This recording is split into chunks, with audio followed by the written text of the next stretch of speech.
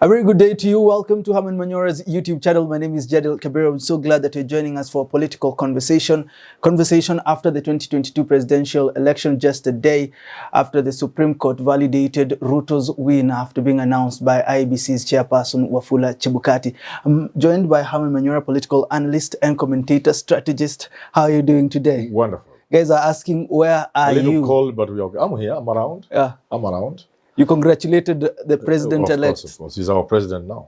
Guys are saying you're switching sides. Azimio's side. I do not understand Kenyans. What does it mean to switch sides? Which side was I? Which side was I? You're not in any side. Even for those who are the other side, there is one president in the Republic of Kenya. His name is William Samoei Ruto. Whether you like it or not, that is the position. Yeah. You said you pledge your loyalty to the president. As a citizen of this country, I must pledge my loyalty and support. For those who don't want to do that, then they should take up arms. Yeah. You either support the government of the day or you take up arms against it. We nearly got there in 2017. When people say they didn't recognize Uhuru Kenyatta. And they were willing even to cede, to cover part of this country and leave Uhuru with his half. You know that? Yes.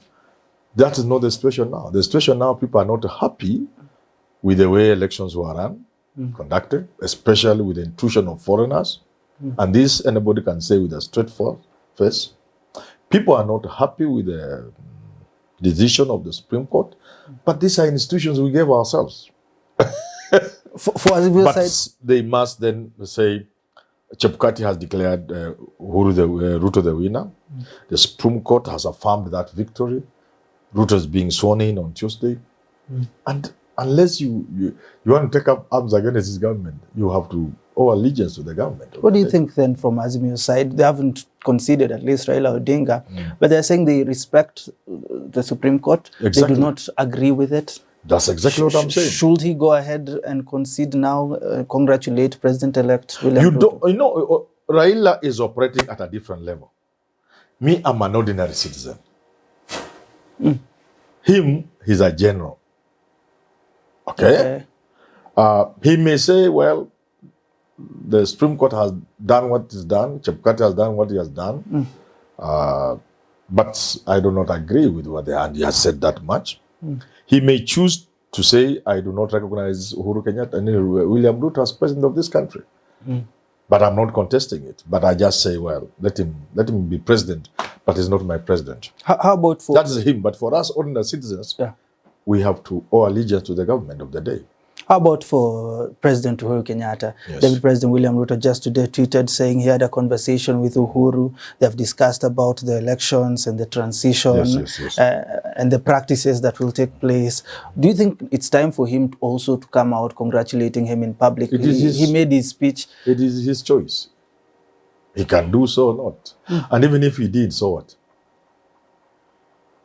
It doesn't matter. His role in the transition is merely ceremonial.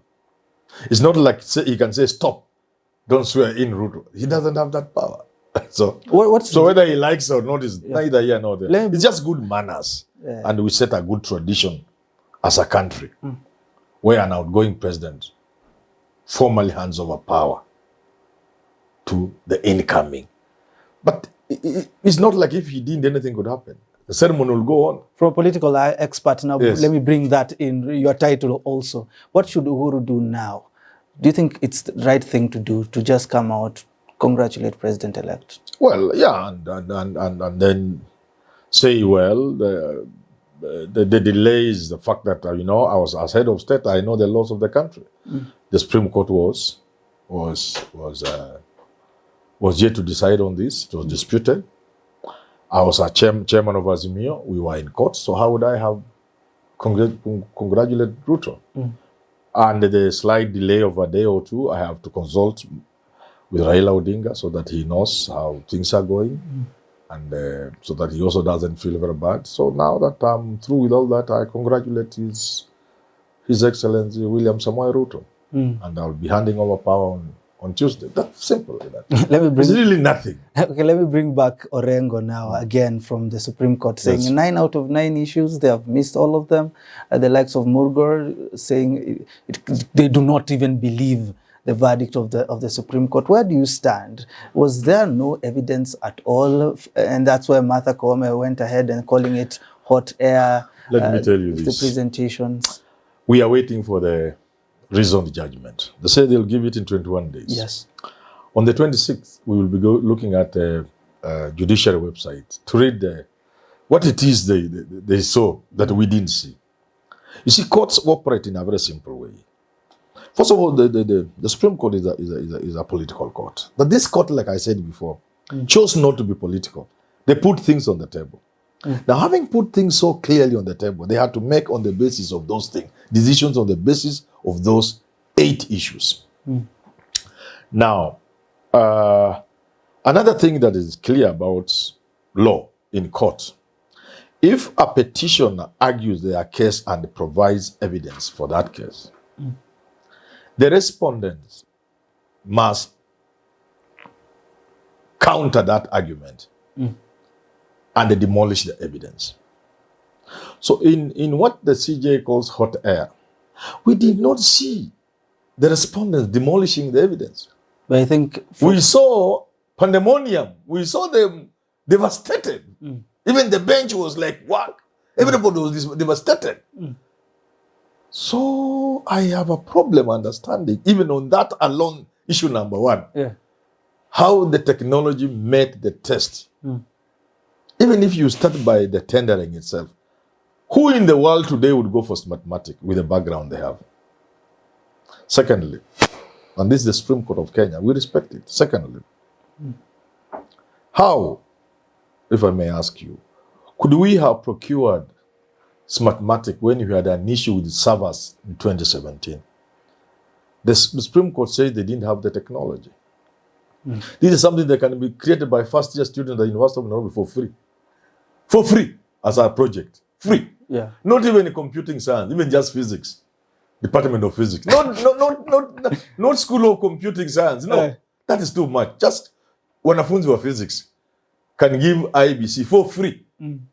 Something better than what mathematics gave them. And then tell them, because you don't trust yourself as Kenyans, we want to work with all the interested parties to show you how our servers work, how the system work. Okay? And in the last week before the election, we want to be in a room with people from YBC, from Ruto's side, from Raila's side. We watch the servers as the election continues until the winner is announced. You mean we can't? The Supreme Court says we don't have the capacity? So even if you look at those kind of things, that issue alone, because what Julie Soweto demonstrated was not countered. Let me point out the last thing about the Kemps kit. And the Supreme Court uses some language about that. Lawyer Somat. What is it called? Somat or who? Somad Mohat. Whatever his name was.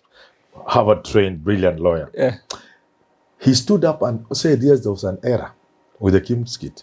The ones Julie Soweto was demonstrating. Yes. Murang'a, Bungoma. Something like that, yeah? Nyeri, where else? Eldoret. Rescos, Kwasudi. And she said there were thousands more, but there's no time. Error in the serial number. So the Supreme Court buys the idea it was an error. I don't want to use a bad language. You know me, I have very bad language. So I'll just say that I forgive the Supreme Court. If it was not intentional, I forgive their ignorance. Because when you deposit money to M-Pesa, what happens? They ask you for your telephone number. Yes. What else do they ask you? The phone, the money, the amount, and the PIN. No. You want to deposit money. You want to deposit What do they ask for you? your identification number. They ask you, first of all, your telephone number. Yes. Followed by? Your ID number. So there's your number, your ID, and your name. The 3 must match. Yeah. If they don't match, can that money be transacted? No. So a serial number on a kit is not what is printed on the kit or what is written on the kit. It is synchronized in a system to help identification. The serial number says, this is now me. Manyora. That is now my ID. Yeah. The telephone number is another thing. They say there are many. There are 1, 2, 3 features to identify a Kim's kit, including the IP address, the polling station, and what. Yes. You synchronize all those. They must be in sync. They must be in sync. If somebody left it is not in sync, so it's just a serial, which is an error, printing error. So I forgive the ignorance of the Supreme Court. Maybe they don't know. But it is synchronized so that in your ID, if you miss one digit, one number, that money cannot enter your phone. So if the serial number is not in sync with the IP and something else, that transaction is dead. Again, you say number 2 on the Kim's kit. When you take a picture of something and send it to me by WhatsApp, it doesn't need any intermediaries. It comes to me direct as an image, which nobody can intercept. Number 1. Can you intercept? No. WhatsApp? No. Can you change it? The image? It means a picture, you can't change it. So the idea of Kim's transmitting to a portal before the physical form is taken is so that the agents are seeing the results are being fed into the Kim's kit and transmitted when they are there. The idea of those things now going to other stores, other storage, inatoka kwa Kim's kit inaingia to other storages, then they are being converted to PDF. Then what's the point of imaging? What is the point of imaging? Because the agents are not there when those images now keep moving to other storages. Yeah. Are they there? Yeah. Are they there when you are changing the format? No. When you are converting? So you've locked them out. The idea that the agent would see the image being sent disappears the moment you would say the images now went to other places. They are calling them storages. Yes. And they were converted to PDF black and white, which you can alter. So again, maybe I want to forgive the ignorance of the judiciary. Maybe they are not aware. This registrar or the judges. We can forgive them. But on that issue of technology alone, this election cannot stand. But was it? It cannot stand. Was it said as you have? Because for them, I think it is from the reading of the CJ, she was like, it is the burden of proof. Squarely. But I'm saying they showed them. They showed them. So you think they showed them enough? If it had to be disputed in court, not at the back end, no, because that's not how courts work. The responsibility on the respondents to show that evidence is wrong. The guy owned up in court that it was an error, and I'm telling you, it cannot be an error. If it was designed that way, then it was by design for it to fail. You will synchronize a kit, the serial number of the kit with everything else. There are about 4 things synchronized. Not a serial written on the kit. It is fed into the system, synchronized. And if it is not, then that was the design that it should not work with. So on those grounds alone, how can an election stand? Do you have the same question the president has? The question of process and numbers. This one, you don't even need to go to process. It is very simple. Let me tell you how this election cannot stand in a serious court. And I'm not saying our Supreme Court is not serious, but I have my own doubts. Yeah. And I'll even reach out some of the judges and we'll laugh with them. Let me tell you this. Even the scrutiny ordered by the court at for the House, where ballots were to be brought from about 40 or so polling stations. On that basis alone, the election could not stand. Ask me how. How so? Out of 45 or so polling stations that were brought, a good number of the boxes were tampered with. Either the seals were broken or the seals were there, but the number on the seals did not match the number in the PSD, polling station diary. Meaning, it was criminally changed. If it is broken, you can say, okay, maybe in the process of transportation, but if somebody has gone to the level of throwing a new seal, that is criminal mind. But what is important? And that means, therefore, you cannot trust the contents inside there. But let me now tell you the worst bit. The worst bit is that many of the Form 34A, Book 2 of 2 were not there. About 50% of them, 27%. Either they were not there, like 6 polling stations. They didn't have completely Form 34A, 2 of 2. Some had been used. There was evidence they had been used instead of Form 34A. But then the 34A were not there.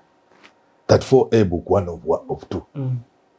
Others, the carbons inside, the copies, had different stories, meaning somebody had been perhaps plucking some to go and use. On the basis of that alone, how can an election stand? How? Then what was with the all those from 34 book 2 of 2 in the loose in the country, not being out of 40 or so polling stations, about 27 of them, how can an election like that stand? Do you agree then with Council There's no way this election could stand. Council Mugo says Me, I was shocked. it is I knew more they would cancel the ideological. election. Council Mugo said the ruling was more ideological than evidence. I'm not even seeing the ideology there. It's just somebody, perhaps, I don't know. I can't say that because the judiciary can come for me. So let me just say this. Let me just say in conclusion that even on the basis of politics alone, on the basis of just politics, because a Supreme Court is a political court, that decision was a wrong decision. And it will come to haunt the country. One, I do not think any serious Kenyan can take a case to the Supreme Court, an electoral dispute at the Supreme Court, presidential. I don't think. And that's what we were running away from in 2007. Say, now, this can destroy the country. Let's have a place where people can go and ventilate. The Supreme Court has now proved there is, in my view, and I could be wrong, and I wish I'm wrong, it's not a place any serious Kenyans can take a case when there's a dispute. Number two, when you are a Supreme Court and you see how divided the country is, and it's like a football match which you can send the players for penalty shootouts, I think the Supreme Court should choose the penalty shootout. Having looked at the Raila campaign now more seriously since this fiasco started, I'm almost convinced you still have lost. I'm not seeing that change you need to see. I still haven't seen it. You see the complaints in social media. For starters, what Raila would have done was to set up a war council. Yeah, immediately. Even after that announcement. So that even the other side are seeing you are a serious person. It's not just the lawyers in court. You are serious. After Al Gore in America had been messed in 2002, when Kerry came to stand against Bush, when he was looking for his second term, he was told a number of things. He had a team of a serious battery of lawyers, and he had been warned not to concede. You see what I'm trying to say? Yeah. That level of seriousness showing that I'm now dealing with people that require to also to know that I am not going to take jokes. Again, it was not that. So if you look at that way, you think maybe even that penalty shootout, perhaps even Ruto still have won. But you can see how healing it would have been. Because in the second round, whoever won this election, whether it will be Ruto or Raila, I don't think there will be a problem. I think people will be unhappy they have lost, whether it's Ruto or Raila. But this feeling that there are games all the time to rob victory from Raila Odinga, who represents one half of the country, I don't think the judiciary didn't pay much attention to that. We should have more of these conversations. I'm told my time is up, but until we do talk again, my name is Jed Kibera. This has been a political conversation. We have a different channel, Let's Talk Love. Even as some sides are celebrating, other sides are feeling sort of change. We have a different channel, to Talk Love, a channel that will be able to unify this country as a whole. But until we do talk again, my name is Jed Kibera. Have yourself a lovely rest of your day.